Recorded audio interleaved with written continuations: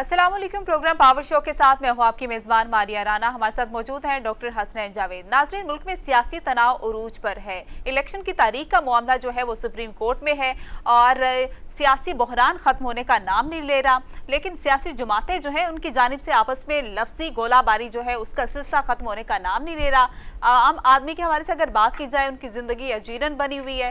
रोजमर्रा की जरूरत की अशिया जो है उनकी कीमतें बढ़ती जा रही हैं, रिलीफ मिलता कहीं से नजर नहीं आ रहा और जो सियासी और आईनी बहरान चल रहा है इसका फायदा दुश्मन मुल्क उठाते हुए नजर आ रहे हैं। भारत जो है पाकिस्तान के खिलाफ कोई भी प्रोपेगेंडा वो छोड़ता नहीं है जिससे पाकिस्तान को कमजोर किया जा सके। हाल ही में नाज़रीन एक EU डिसइंफो लैब ने भारत के न्यूज एजेंसी है ANI उसका झूठा प्रोपेगेंडा में नकाब किया है।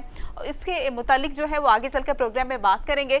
लेकिन दूसरी जानिब भारत में ही तहरीक खालिस्तान जो है वो जोर पकड़ती नजर आ रही है। इस तहरीक ये कामयाब होगी, इसका इंडिया के ऊपर क्या असर होगा, इस पर भी प्रोग्राम में आगे चलकर बात करेंगे। लेकिन अभी डॉक्टर साहब से मैं उनकी राय जानना चाहूंगी। डॉक्टर साहब, हाल ही में जावेद अख्तर साहब को हमने बड़ी इज्जत दी, उनको यहाँ पे बुलाया, तो उन्होंने जो मुतनाज़ गुफ्तगू की है, आप क्या कहेंगे कि उन्होंने ऐसा क्यों किया है? वैसे भी इंडिया के जो मुसलमान हैं उनको अपनी वफादारी साबित करने के लिए इस तरह के बयान देने पड़ते हैं, आप क्या कहेंगे? Thank you for putting up this question. Pertinently मैं डिसइंफो लैब के बारे में तो आपने बता ही दिया, मैं इसके ऊपर ज़्यादा बात नहीं करता, लेकिन मैं जावेद अख्तर साहब की बात ज़रूर क्लियर करना चाहता हूँ और लफ्ज़ ब लफ्ज़ क्लियर करना चाहता हूँ, क्योंकि बहुत सारी कन्फ्यूजन है कि उन्होंने क्या कहा। अच्छा, अब ये देखिए कि पहली बात हुई जब एक इज्जत के साथ उनको बुलाया गया ये जो फैज़ मेले के ऊपर, और उस अदब से जुड़े लोगों को जो है वो इज़्ज़त देनी चाहिए भी और दी भी सही। तो क्लिप वायरल ये हुआ कि वहाँ पर उन्होंने कहा कि मैं यहाँ पर तकल्लुफ़ से काम नहीं लूँगा, हमने तो नुसरत फ़तेह अली ख़ान को बड़े फंक्शंस किए, मेहदी हसन को बड़े बड़े फंक्शंस किए, आपने तो लता मंगेशकर को कभी नहीं बुलाया। एक तो बात उन्होंने ये की।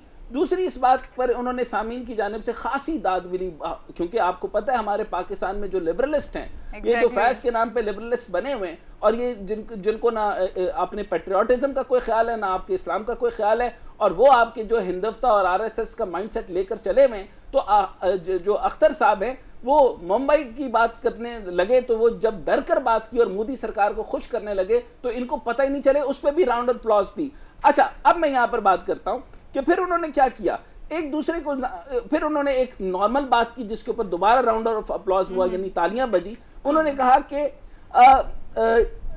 एक दूसरे को हम इल्ज़ाम ना दें, इससे हल नहीं निकलेंगे। बात यह कि आजकल जो इतनी गर्म फजा है दोनों मुल्कों के माबैन, वो कम होनी चाहिए। लेकिन फिर उन्होंने ऐसी बात की जिससे माहौल क्या ठंडा होना था, आग लगाकर चले गए। जावेद अख्तर ने कहा हम मुंबई के लोग हैं, हमने देखा हमारे शहर पर कैसे हमला हुआ था, वो लोग नॉर्वे से तो नहीं आए थे, ये एग्जैक्ट लफ्ज मैं आपके कोट कर रहा हूं, कोट अनकोट, ना मिस्र से आए थे, वो लोग अभी भी आपके मुल्क में घूम रहे हैं। तो ये शिकायत हिंदुस्तानियों के दिल में है, तो आपको बुरा नहीं मानना चाहिए। इस बात के ऊपर जो है वो हमारे सामीन जो उस वक्त वो फैज मेले पे बैठे थे, उन्होंने दबा के तालियां बजाई। ये वो तालियां थी उसके बाद जब जाकर जावेद अख्तर साहब ने जो बड़ी आग लगाई वो ये थी कि इसके बाद उन्होंने कहा कि जो बात मैं वहां करके आया हूं कि मुंबई वाली, और अगर मैं यही बात जो पाकिस्तान का कोई वहां पर करता तो उसको हम वहां पे जिंदा ना रहने देते, वहां पे उसको इस तरीके से तालियां ना पड़ती। और पाकिस्तान में आपने तालियां देने के बाद अब आप वायरल कर रहे हैं और आप ये चीजें बातें कर रहे हैं, कौन सी बातें? मुंबई हमले तो याद है, लेकिन उनको समझौता एक्सप्रेस भूल गया, उनको अभिनंदन भूल गया, उनको कुलभूषण भी भूल गया।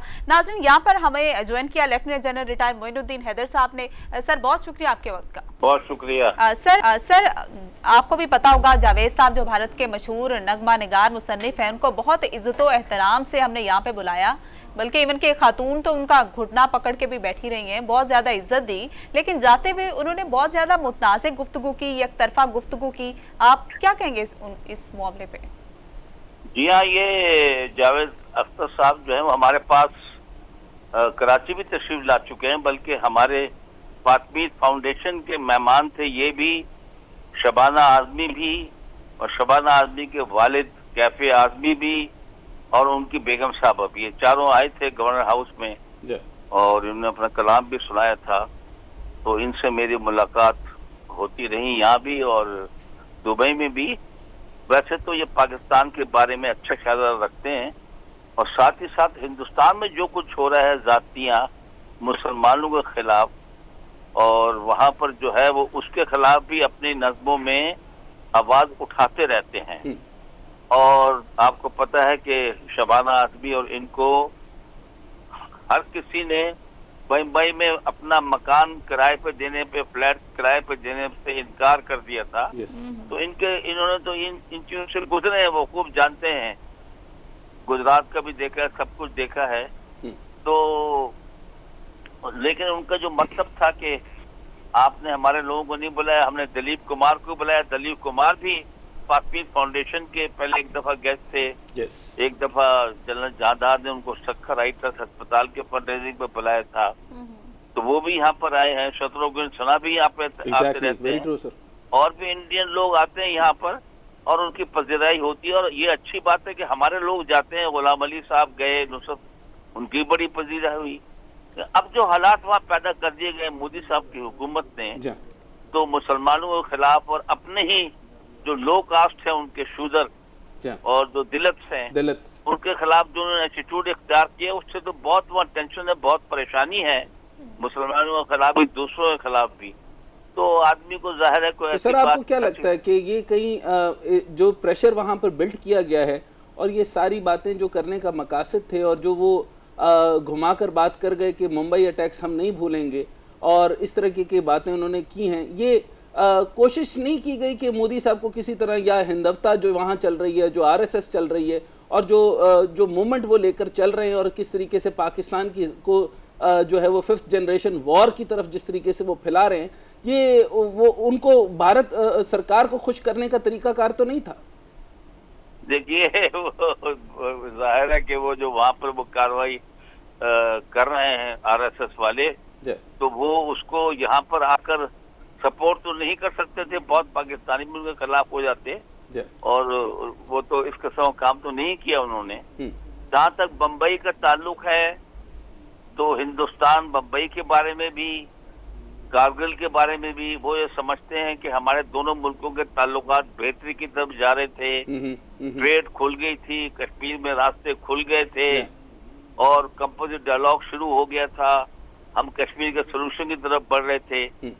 लेकिन एक दफा बम्बई ने और एक दफा कारगिल ने ये इन मामला को पीछे धकेल दिया। तो ये पॉइंट ऑफ व्यू तो है हिंदुस्तान का, और उनके लोगों का भी है। यहाँ पर सर एक और पॉइंट मैं आपसे लेना चाहता हूँ, वो ये कि सर उन्होंने जब ये जुमला बोला कि हम मुंबई वाला जो वाकया है वो हम नहीं भुला सकेंगे, और इस तरीके से उन्होंने जिस तरीके से बात की, तो जिस जुमले के ऊपर उन्होंने ठीक ठाक किस्म का जो है ना राउंड अप्लॉज मिला, वो जो सारे लिबरलिस्ट पाकिस्तान के जमा हुए थे उन्होंने ठीक ठाक उसको सराहा। और इसी को उन्होंने जो है वो वहाँ पे जवाब में कहा कि अगर ये बात मैं इंडिया में करता, या पाकिस्तान का कोई वहाँ इंडिया में करता, तो उसको इस तरीके से बैठने नहीं दिया जाता। तो इस तरीके से वो प्रोवोकेशन की है उन्होंने। और उसके बाद से ये जो, अच्छा मुझे एक समझ नहीं आई, जब वो कह रहे थे तब ये तालियां बजा रहे थे, जब वो चले गए हैं तो सोशल मीडिया पे हंगामा बपा कर दिया, तो तब इनकी कॉमन सेंस, कहते तो है ना common sense is the thing which is not common, तो इसका मतलब है कि इस वक्त इनकी कॉमन सेंस कहाँ थी हमारे अदाकारों की? जी हाँ, बस ये तो देखिए, बात ये है कि उस वक्त जो बम्बई का मामला था, जी सर, जो हिंदुस्तान पर हमले को जो कहते हैं हिंदुस्तान वाले, उस पर पाकिस्तानी लोगों को तालियां नहीं बजानी चाहिए थी। एग्जैक्टली, उसको खुश नहीं होना चाहिए था बिल्कुल। उसकी जो है वो उसको तालियां बजाना या अप्रूव करना। और ये तो बात उन्होंने वहाँ कही कि मैं अगर हिंदुस्तान के खिलाफ कोई ऐसी बात करता तो यहाँ तो मतलब बात वो कहते मैं कर ही नहीं सकता था। ये भी पाकिस्तान के हक में बात जाती है बेसिकली। एग्जैक्टली। अच्छा सर, एक सबसे पहले मैं क्योंकि टाइम बहुत शॉर्ट है तो मैं आपसे पूछ लेता हूँ, जरा समझाइएगा सर जो हालात इस टाइम पर पाकिस्तान की सियासत में भी बने हुए हैं। मैं आहिस्ता आहिस्ता आता हूँ कि वो डिसइंफो लैब क्या कर रही है ये सबको पता है, वो बहुत सारे तज्जियात निकाल रही है, ANI की रिपोर्ट्स आ रही हैं, कॉन्फ्रेंसेस करा रहे हैं, गलत किस्म के तज्जियात कर रहे हैं, पाकिस्तान के खिलाफ एक जहर उगला जा रहा है, पाकिस्तान की ब्रेन वॉशिंग कर रही है, इस्लाम को टारगेट बनाया जा रहा है। ये सारी मामलात हैं और इतने ज़्यादा कि एक पठान मूवी के अंदर इस तरीके से मामलात वो जो कर रहे हैं वो मूवीज़ के थ्रू भी कर रहे हैं। अच्छा मुझे ये बताइए सर, ये 5th जनरेशन वॉर आपके लफ्जों से सुनेंगे, आपके तजर्बे से सुनेंगे और ये आइडिया से सुनेंगे, आपको क्या लग रहा है कि कितने हद तक जो है वो अजीत डोभाल कामयाब हो गया है पाकिस्तान के जो लिबरलिस्ट से लेकर मिडिल क्लास तक पहुंचने में, और हमारी जो सियासी हंगामा पैदा हुआ है उसमें 5th जनरेशन वॉर का क्या अमल दखल है सर? देखिए, अभी हमें बिल्कुल कोई शक नहीं होना चाहिए कि हिंदुस्तान ने पाकिस्तान के खिलाफ ये 5th जनरेशन वॉर जो है बहुत अरसे से छेड़ी हुई है सर। इसके लिए बहुत बड़ा बजट उन्होंने मुख्तस किया है राइट सर। वहां पर सीक्रेट, और इसमें कोई शक की बात नहीं है कि वो मुंह से भी कहते हैं सर। कि हम पाकिस्तान को आइसोलेट करना चाहते हैं। लेकिन देखिए हुआ क्या है पाकिस्तान में, इस मिस इन्फॉर्मेशन से पहली दफा पाकिस्तान में लोग जुडिशरी के खिलाफ नाम लेकर जस्टिस के बातें कर रहे हैं, और हमको कॉन्फिडेंस मतलब हमारे लोगों में कम हो रहा है कि एज ए इंस्टीट्यूशन जुडिशरी का डिलीवर नहीं कर पा रही। यही फौज के साथ हुआ है कि फौज के आला अफसरों को और चीफ के खिलाफ पुराने जो चले गए, इतना प्रोपेगेंडा किया गया और फौज के और अवाम के दरमियान में एक दरार पैदा की गई। लेकिन सर ये अब सिर्फ जनरल्स तक बात नहीं रह गई, अभी ये टॉप टियर तक नहीं रह गई, आप नीचे यहाँ तक क्या कि एक छोटे जो हमारा सिपाही, हमारा जवान जो 1 रुपए रिश्वत का नहीं पकड़ता, जो फौज सिर्फ जो है वो शहादत के लिए इस फौज में आते हैं, जो जवान आते हैं जिनकी माएँ जो उनकी शहादत पे रोती नहीं है, तो ये उन तक को जो है जाकर जहां पे भी ये जवान हमारे खड़े होते हैं उनके ऊपर अंडे मारते हैं, बाकी चीजें मारते हैं। यहां तक ये हमारी सियासी जमातों उन्होंने उनको प्रोवोक कर दिया। सर फरमाइएगा। जी हाँ, ये अफसोसनाक बात है। खैर इस सूरत हाल में तो नहीं पहुंची कि कोई अंडे मारे या कोई टमाटर फेंके, ऐसा तो नहीं है। और जाहिर है फौज को इनसे तो कोई फौज के नीचे रैंक्स में जो अपनी ड्यूटी बॉर्डर पर अंजाम देते हैं या दहशतगर्दियों के खिलाफ लड़ते हैं, उनको कोई शिकवा नहीं है।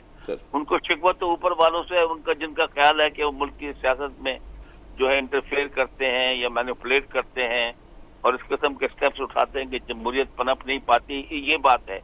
लेकिन बात यह है कि जमीन पर सूरत हाल ये है कि फौज के खिलाफ जो बहुत जबरदस्त अवाम के दिल में इज्जत थी वो निस्बतन कम हुई है, जिसको ठीक करना जरूरी है। तीसरी बात जो मैं इम्पोर्टेंट करना चाहता हूँ वो ये है कि उन्होंने कहा जी पाकिस्तान जो है इकोनॉमिक मेल्टडाउन हो रहा है, ये डिफॉल्ट की तरफ जा रहा है, इनको IMF लोन नहीं मिल रहा, बड़ी सारी शर्तें लग रही हैं, हर चीज की कीमत बढ़ाई जा रही है।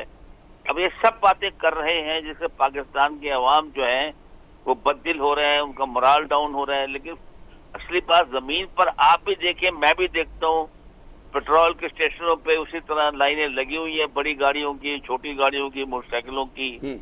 सब्जियों की दुकानें भरी हुई हैं, महंगी हैं, लोगों की रीच से थोड़ा बाहर है, लोगों को तकलीफ हो रही है। लेकिन मौजूद है, फ्रूट मौजूद है, गंदम मौजूद है, सब चीज मौजूद है। जहाँ पर क्राइसिस होती है वहां तो ये चीजें गायब हो जाती हैं, कहीं नजर ही नहीं आती। हमारी जो दुकानें माशाल्लाह भरी हुई हैं, तो ये लेकिन दिल में डाल दिया गया है कि जी बस हर चीज पाकिस्तान की खत्म होने वाली है और ये अच्छा सर, क्या होगा, ये जनरेशन वॉर है। सर ये बताइए कि ये डिसइंफो लैब है, अजीत कॉन्फिडेंस खो दें। सर अजीत डोभाल जो है वो पूरे की पूरी फॉरेन पॉलिसी ड्राफ्ट कर रहा है, पूरा का पूरा प्लान कर रहा है, फिर एग्जीक्यूट कर रहा है, फिर कश्मीर पर भी, जूनागढ़ के ऊपर भी, सर क्रीक के ऊपर भी, बाकी मामलात के ऊपर भी। ये सर से ये भी बताइए कि जो हमारे पास तो ये सारा का सारा अपने फंड्स भी दे रहे हैं, बलोचिस्तान में BLA मूवमेंट्स को भी खींच रहे हैं और पैसा भी दबा के फंड उसमें लगा रहे हैं, अफगानिस्तान को भी हमारे खिलाफ फंड कर रहे हैं। मुझे ये बताएं कि इधर सारा पैसा लगा रहे हैं, उधर खालिस्तान मूवमेंट के अंदर आपने करीबन सुना होगा कि नौजवान लीडर है अमृतपाल सिंह, उसकी मकबूलियत बढ़ रही है और तेजी से जो है वो सिक्योरिटी इदारों को भी वो निशाना बना रहा है और खालिस्तान मूवमेंट जो है वो उठ खड़ी हुई है। तो इसका इंजाम आपको क्या लगता है? इंडियन अपनी तरफ तो देख नहीं रहे, अपने घर को आग लग रही है और वो हमारी तरफ आग लगाना चाहते हैं। खैर वो उसको कंट्रोल करने की पूरी कोशिश कर रहे होंगे, लेकिन ये भी आपको मालूम है कि सिखों ने कनाडा में, ब्रिटेन में और बाकी यूरोपियन कैपिटल्स में इस्तेमाल राय दिखाया है और खालिस्तान के इंडिपेंडेंस के लिए वोट डाले हैं। जो दुनिया के तमाम कैपिटल्स के अंदर ये काम हो रहा है तो उनको पता है कि ये लोग फेडरल गवर्नमेंट से अपनी इंडिया की खुश नहीं है। और जब से इंदिरा गांधी के कत्ल के बाद जो सिखों का कत्ले आम हुआ था और उसका ब्लू टेम्पर हमला हुआ था, ये उसको भूले नहीं है और खुशी के साथ हिंदुस्तान के साथ वो नहीं है। जब भी उनको मौका मिलेगा वो जरूर इनसे जो है आजादी लेंगे। अच्छा सर, लास्ट एक ये बताइए कि ये टोटल सारे ये जो खालिस्तान मूवमेंट तो हो गया, अब मुझे सर 1 to 3 में बताइए कि how should we deal with the 5th generation war sir? 1 to 3 sir. Pakistan में फेयर इलेक्शंस कराए जाएं सर, सियासी इस्तेकाम लाया जाए सर, मईशत पर सब सर जोड़ के बैठे हैं। एक मजबूत मईशत की पॉलिसी बनाई जाए जो कि एक्सपोर्ट ओरिएंटेड हो और मुल्क में गैर जरूरी खर्चे बंद किए जाएं और मुल्क में अमनो अमान और दहशतगर्दी के साथ निपटा जाए और हालात यहाँ पर ऐसे पैदा किए जाएं कि एक मजबूत हुकूमत मजबूत मईशत के साथ पाकिस्तान को तरक्की की राह पर गामजन करे। Point taken sir, thank you very much sir. नाजरीन, जनरल रिटायर्ड मोइनुद्दीन हैदर साहब हमारे साथ मौजूद है। एक ब्रेक लेंगे, ब्रेक के बाद वापस आएंगे, हमारे साथ रहिएगा। ब्रेक के बाद खुश आमदीद नाज़रीन। रहनुमा मुस्लिम लीग नून राना अरशद साहब हमारे साथ मौजूद हैं। सर वेलकम कहेंगे आपको। सर पीटीआई का ये मानना है कि अदलिया मुखालिफ मुहिम चलाई जा रही है पीडीएम की जानिब से, जबकि मरियम नवाज साहबा कहती हैं कि अदलिया इमरान खान को सहूलत फ्राहम कर रही है। तो जो सूरत हाल है, अदलिया का रोल तो बहुत आम है और काबिल जिक्र भी है। आपको नहीं लगता कि ये जो अदलिया मुखालिफ बयानात आ रहे हैं ये रुकने चाहिए? जी बिस्मिल्लाहिर्रहमानिर्रहीम। अदलिया हमारे लिए काबिल एहतराम। हमेशा मुस्लिम लीग नून ने अदलिया का एहतराम किया है। वो 2017 का फैसला जब 2 तिहाई अक़लियत लेने वाले तीसरी दफा के प्राइम मिनिस्टर मियां मोहम्मद नवाज साहब को पिनामा के नाम पर अकामे पर फारग किया गया, बेटे से ना तनख्वाह लेने के जुर्म में फारग कर दिया गया, तो हमने उस फैसले को सीने के साथ लगाया, अमल किया। फिर कुछ लोगों का कलेजा ठंडा ना हुआ तो मियां मोहम्मद नवाज साहब को पार्टी की सदारत से फारिग कर दिया गया, जो मैं समझता हूँ कि उससे आगे कोई हद नहीं थी। और मियां नवाज साहब के फैसलों के ऊपर निगरान जज मुकर्रर कर दिए गए, हमने उसको भी कबूल किया। आज इमरान न्याजी के लिए कानून और है और 2 बजे का टाइम होता है ऑनरेबल कोर्ट में, तो फिर वो 4 बजे का होता है, फिर 5 बजे, फिर 6 बजते हैं, फिर रात के 7 बजते हैं और बार बार रिक्वेस्ट की जाती है और वो जाता नहीं है, फिर कभी जाता है कभी फिर नहीं जाता। पर मैं समझता हूँ कि आज अदलिया के जो भी अहकामात हैं हम उन पर अमल करते हैं, लेकिन जब कोई भी केस हो और उसमें किसी ऑनरेबल जज पर तफसीलात का इजहार किया जाता है तो हमेशा वो काबिल एहतराम जज उस बैंक से रहना हो जाते हैं। ये एविडेंस सारी गवाह है। और यहाँ पर भी हमारी जो मियां शबाशी साहब ने रिक्वेस्ट की थी बतौर हेड ऑफ द पार्टी, वो बात बिल्कुल मैं समझता हूँ कि हमारा वो मौक़िफ़ है। राना साहब, कि ऑनरेबल जज जो है हमें तहफ़्फ़ुज़ात हैं जिन्होंने हमें सजाएं दी और उसके बाद आज भी वो चीजें जो है उनका तसलसल है, तो उसमें बतौर मदई या बतौर एप्लीकेंट हम ये अपना हक रखते हैं कि हमें चीफ जस्टिस साहब जो है वो उनसे हम तवक्को रखते हैं कि वो मेहरबानी करेंगे। राना साहब ये फरमाइएगा कि क्या ये दुरुस्त है कि अदम एतमाद आपने इमरान खान के खिलाफ जो है वो करवाई और इमरान खान जो है वो डायरी पकड़ के चला गया? Is that true? मैं समझता हूँ कि हमने अदम एतमाद जब किया है तो वो आपके आइन 1970 के मुताबिक किया है। पार्लियामेंट में एक ही तरीकेकार है गवर्नमेंट को तब्दील करने का। अच्छा सर, जब आप हुकूमत में तशरीफ लाए तो आपने उसको स्ट्रक्चर करना था, आपने मायशी भंवर से निकालना था, आपने प्रोग्रेस को बेहतर करना था, आपने जितना बड़ा जो पाकिस्तान के ऊपर कर्जा था उनको रीस्केड्यूल करना था, बेहतर करना था, पेरोल को बेहतर करना था, रोल ओवर्स लेने थे और मामलात को बेहतर करना था। क्या आपको लगता नहीं है कि 40% आज इन्फ्लेशन रेट है और फूड इनसिक्योरिटी की इंतहा हो गई है और मिफ्ता इस्माइल साहब बुरी तरह नाकाम होने के बाद इसहाक डार साहब उससे भी ज़्यादा बुरी तरह नाकाम हो गए और आइनी बहरान भी आपने पैदा फरमा दिया? ऐसा मैं बात दुरुस्त कर रहा हूँ या गलत है? आप जहाँ फरमा रहे हैं और 2017 और 18 को भी आप मुझसे ज्यादा बेहतर समझते हैं कि 2018 में हालात क्या थे जब आपका 30 रुपए था, 66 रुपए पेट्रोल लीटर था और 54,000 के इंडेक्स थे और आपके मुल्क के अंदर गवर्नमेंट का तसलसल था जिस तरह फारिग किया गया। और उसके बाद 25 जुलाई 2018 को जब आरटीएम सिस्टम बैठता है उसके नतीजे में जो गवर्नमेंट मुसल्लत होती है, जो 72 साल में आपने कर्जे लिए वो इमरान खान साहब ने 4.25 साल में ले लिए। 32,000 अरब से जायद जो कर्जे लिए, आप उनकी वापसी। लेकिन सर अगर जब ये फरमाइए, वो बात दुरुस्त है, वो खान साहब ने किया है, लेकिन अल्हम्दुलिल्लाह हमने मुल्क को दिवालियापन से बचा लिया है, मुश्किल फैसले किए हैं, सख्त दिल के साथ सर किए हैं। मुफ्ता इस्माइल साहब जो है वो मुश्किल फैसले कर रहे थे, तो आपने इसहाक डार साहब जो है वो बिल्कुल एक पेज पे होने चाहिए थे, वो दोनों की तो आपस में बनती नहीं थी। शहबाज शरीफ ग्रुप और है और नवाज शरीफ ग्रुप और है, आप इसकी तरदीद करेंगे या तस्लीम करेंगे? नवाज ग्रुप एक ही है जो मुस्लिम लीग नून है और नवाज शरीफ पार्टी के सरबराह हैं और शहबाज शरीफ साहब उनके बनाए हुए पार्टी के सदर हैं।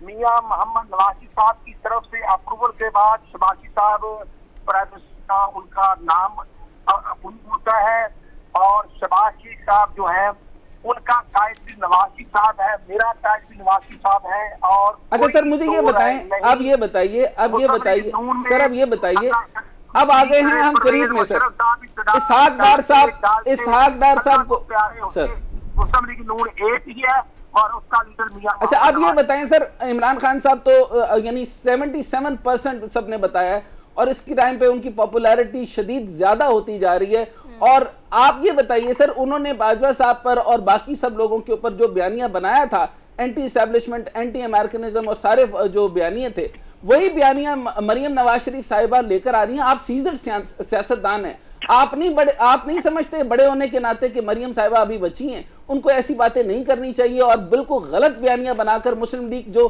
बिल्कुल खत्म हो चुकी है मजीद खत्म हो जाएगी, और इसहाक डार ने उनका रगड़ा भी लगा दिया सर। जी माशाल्लाह जी, मुस्लिम लीग खत्म हो गई और आप मुस्लिम लीग से आ जाए, इमरान नियाजी आ जाए या वो जनरल फैज आ जाए या जनरल पाशा आ जाए या जनरल जहीरुल इस्लाम आ जाए, नो इशू। हम मुस्लिम लीग नून के वर्कर हैं और आरटीएम सिस्टम हमने नहीं बिठाया था। आज जब इमरान नियाजी ये कहता है कि फलां महकमे का मुझे कोई सरोकारी नैब कोई और चलाता था, तो ये शर्म आनी चाहिए कि एक इलेक्टेड अगर प्राइम मिनिस्टर था तो वो बात आज नहीं तो वो नहीं चला सकते ना सर, वो आपके ऊपर जितने नैब केसेस थे वो तो क्लियर हो गए। अभी आपको नहीं पता तो आप प्लीज लिख लें। जी सर।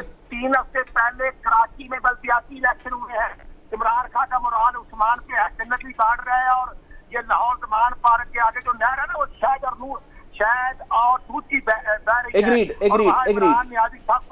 अच्छा आप यहाँ पे बताएं 90 ये करने वाला मुल्क को तबाह बर्बाद करने राणा साहब इमरान नियाजी है। जी राणा साहब ये बताएं, राणा साहब इसी चीज का लिटमस टेस्ट चाहते हैं ना राणा साहब, कराची में इलेक्शन राणा साहब मैंने थे इमरान नियाजी के 22 तो वहां पे भी जमात इस्लामी जीत रही है ना सर, नून लीग तो नहीं जीत रही।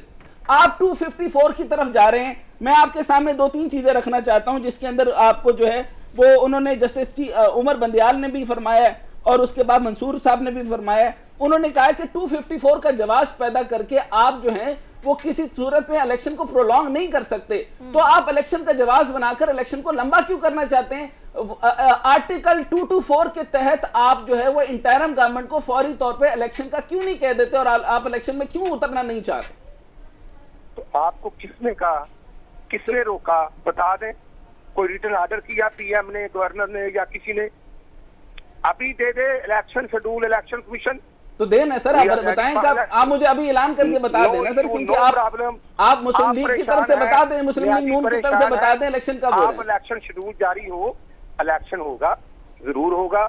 हमने पंजाब में वर्किंग कर ली है और आपको शायद इल्म होगा कि ये पंजाब जो था ना, जहाँ 4.5 साल नियाजी का एक था वसीम प्लस बुजदार हमारा पुराना लोटा, उसके बाद सर उसको माइनस कर दिया ना, उनको तो रद्द कर दिया, उसके ऊपर बहुत सारी गिरावट होगी, उनको अदम एतमाद के तहत इसलिए फारिग कर दिया गया ना सर। अब आप अपनी बात बताएं, lock the door behind you sir, आगे बढ़ना है आपने। आर्टिकल 6 का मुर्तकब हुआ और आर्टिकल 6 ये डॉक्टर क्या नाम है आरिफ अलवी से लेकर वो सूरी साहब जो डिप्टी स्पीकर थे, और आरिफ अलवी साहब का तो पूरा हक बनता है सर 57(a) के तहत वो कह सकते हैं सर, वो आर्टिकल 6 के मुर्तकब से।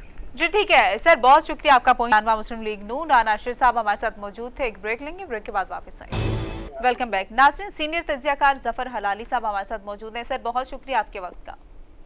जी सर, सबसे पहले सियासी इशू के हवाले से अगर बात की जाए तो बताएगा कि ये बात नौबत फुल कोर्ट तक क्यों पहुंच गई है, और 90 रोज के इलेक्शन के हवाला जो देकर हुकूमत आपको नहीं लगता कि आइन का भी इस्तेमाल कर रही है? और दूसरी जानब मरियम नवाज साहिबा जो उन्होंने एक बयानिया शुरू किया हुआ है, एक अदलिया के खिलाफ और एक फौज के खिलाफ, किस तरह से देखते हैं ये दोनों चीजों? देखिए, सीधी सादी बात यह है कि किसको नहीं पता था कि जुडिशरी में एक स्प्लिट है और और ये स्प्लिट अब वाजे हो गया है। अब इस स्प्लिट के बुनियाद पे लोग अपने पॉलिसीज बेस कर रहे हैं, खास तौर पीडीएम। तो अफसोस है, मगर ये एक फैक्ट ऑफ लाइफ है जो अब हमें नजर आता है। दूसरी बात ये है कि ये जो पीडीएम है ये कुछ भी करेगी और इनके बैकर्स भी कुछ भी करेंगे इलेक्शंस को पोस्टपोन करने के लिए, इसलिए कि उनको पता है कि अगर इलेक्शंस हो तो एवरी पोल और उनके अपने पोल भी बताता है कि 2/3 मेजॉरिटी जो हो वो इमरान खान का शायद हो, कम से कम 2/3, कुछ कहते हैं 90%। तो इट्स वेरी ऑब्वियस कि गेम क्या है।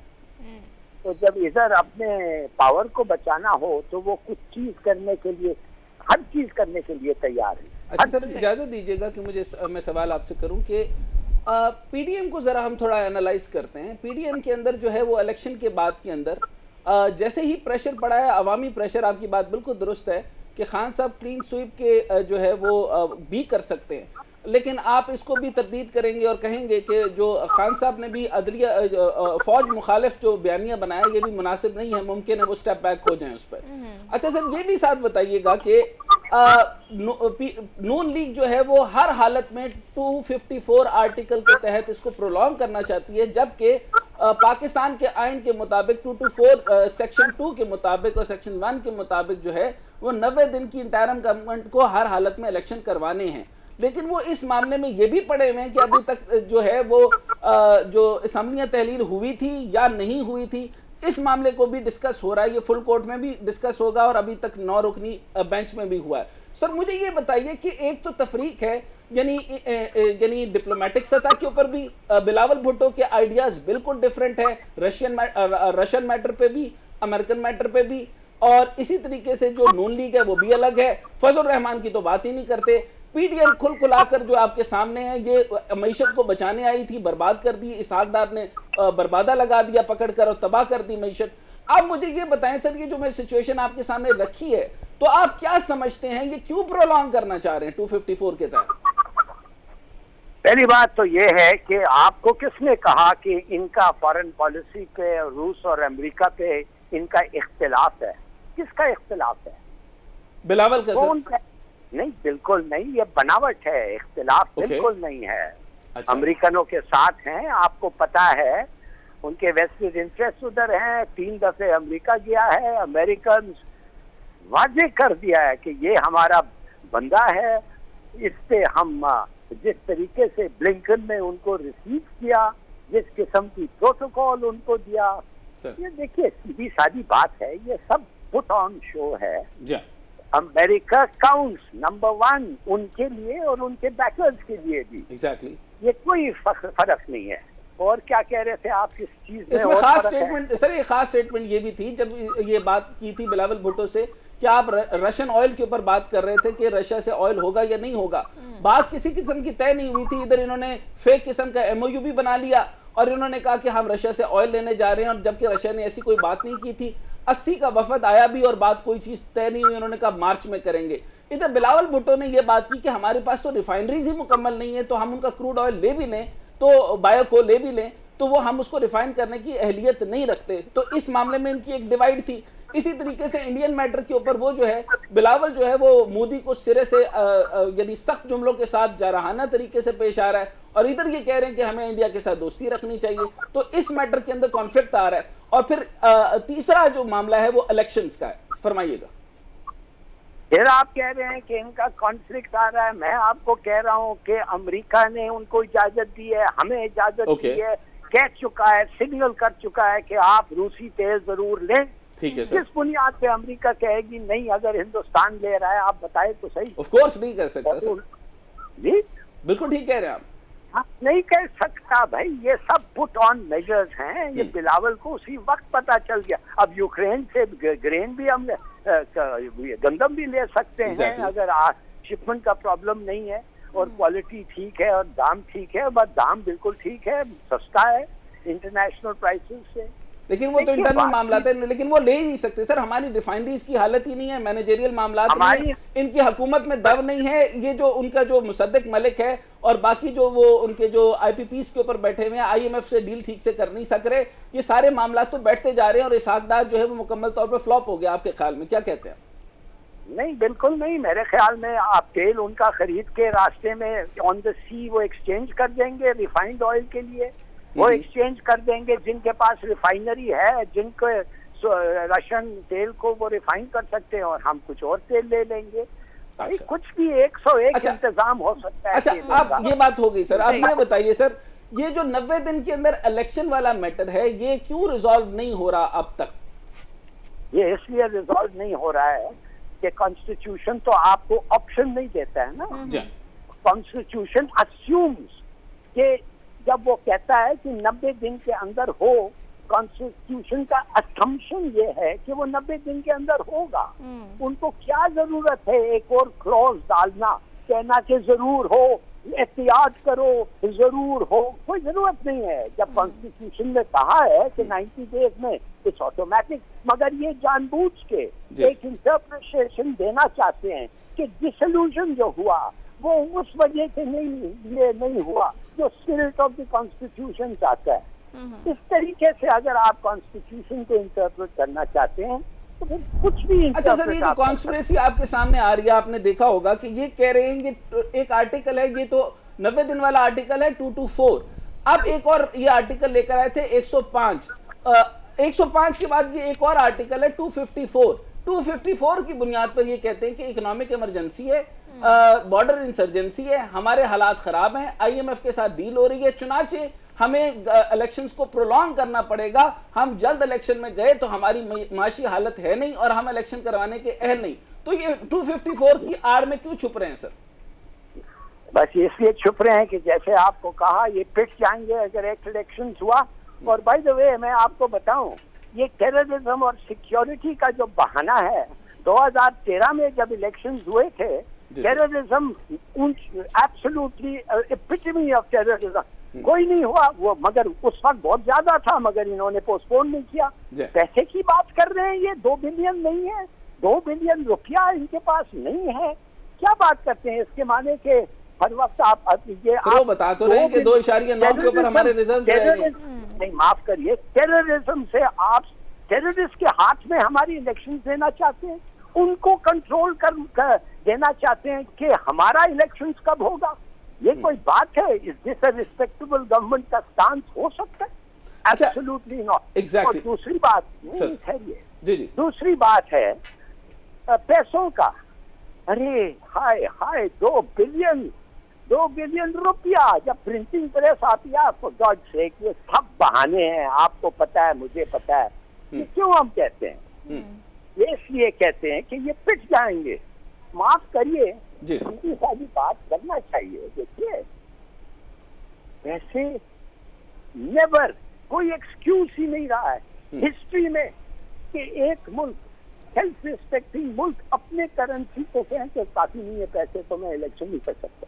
अच्छा सर, जैसे तो इन्होंने ना कैबिनेट, जी सर, ये जैसे इन्होंने ये 54 का ही मैं बात बता रहा हूँ, जैसे सुप्रीम कोर्ट ने रेफरेंस में भी ये कहा है, 1988 का सर उन्होंने रेफरेंस दिया। उन्होंने कहा कि मुकर्रर मुद्दत के अंदर जिम्मेदारी अंजाम न देने से आइन के खिलाफ वर्जी होगी। ये इनको पता है कि आइन की खिलाफ वर्जी कर रहे हैं कि 90 दिन में इलेक्शन नहीं करा रहे और इंटरिम गवर्नमेंट के जो मामलात हैं वो बड़े और तरह जा रहे हैं। सर, आर्टिकल 254 पर ही जस्टिस मंसूर ने कहा कि राव नईम सरफराज केस 2013 में कहा कि आर्टिकल 254 सियासी वजूहात की खातिर आईनी हदूद की खिलाफ वर्जी का लाइसेंस फराहम नहीं करता। मंसूर साहब ने भी ये कह दिया। जो फुल बेंच बैठेगा, इस वजह से इनको अब तकलीफ शुरू हो गई। सर, दूसरी बात करें, sir chief justice Umar Bandial sahab ने भी कहा कि साबिक वजीर आजम इमरान खान के खिलाफ तहरीक अदम एतमाद के हवाले से मौक़िफ़ अपनाया कि आर्टिकल 254 फरार का रास्ता नहीं है जो मुतलका आईनी अथॉरिटी की ये इजाजत दे कि वो जब चाहें आइन में मुकर्ररा मुद्दत को नजरअंदाज कर दें। सर, ये जो मैंने आपको सुनाया इसके मुताबिक ये पीडीएम का सारा प्लान ये है कि वो चाहते हैं कि इलेक्शनों से फरार हासिल की जाए, और फुल बेंच में ये इसलिए नहीं आ रहे, और इन्होंने 2 जजेस को भी नॉमिनेट किया है कि उनको यहां से निकाले। तो ये क्या खौफ है, क्या डर है, ये सिर्फ अपने नैब के केसेस क्लियर करवाने आए थे? इनको मुल्क से तो कोई लेना देना नहीं, ना मईशत बेहतर हुई। फरमाइएगा। बिल्कुल, देखिए माला फाइदे, एक ही सवाल आप पूछें कि ये आए क्यों थे? अपना जान बचाने। पहली चीज क्या किया? अपना जान बचाया, बस। अब तो सब it's all icing on the cake. इनको कोई परवाह नहीं है। अब ये नून को अगर वो रहें या ना रहें, वो बच गए। मगर अगर कोर्ट ने जजमेंट दी कि ये जो चेंजेस हुए हैं ये माला फाइदे हैं, ये चेंजेस जो हैं ये कानून का मजाक उड़ा रहे हैं, ये चेंजेस जो नहीं है क्राइम को लीगलाइज कर रहे हैं, तो फिर वापस जाएंगे, वो केसेस सब रिस्टोर होंगे। और अगर इमरान खान वापस आया, ये सब केसेस रिस्टोर होंगे। एग्जैक्टली, ये भी उनको पता है। ठीक है, सीधी सादी बात है, अफसोस से कहना पड़ता है, जैसे जियाउल हक ने कहा था सर कि एक कब्र है और 2 कैंडिडेट्स। सर लास्ट एक, सर आप क्या कहेंगे सर, वन लाइनर, क्या हल बनेगा सर, क्या हल होना चाहिए?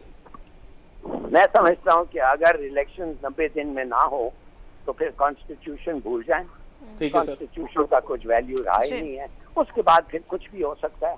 आप देख रहे हैं किस किस्म का रिएक्शन हुआ है। Point taken sir, thank you बहुत वेरी मच शुक्रिया sir, thank you sir, very बहुत मच। शुक्रिया। सीनकार जफर हलाली साहब हमारे साथ मौजूद है, अपनी राय का इजहार कर रहे थे। इसी के साथ ही मुझे डॉक्टर साहब को इजाजत दीजिए। अपना बहुत सारा ख्याल रखिए। खुदा हाफिज़।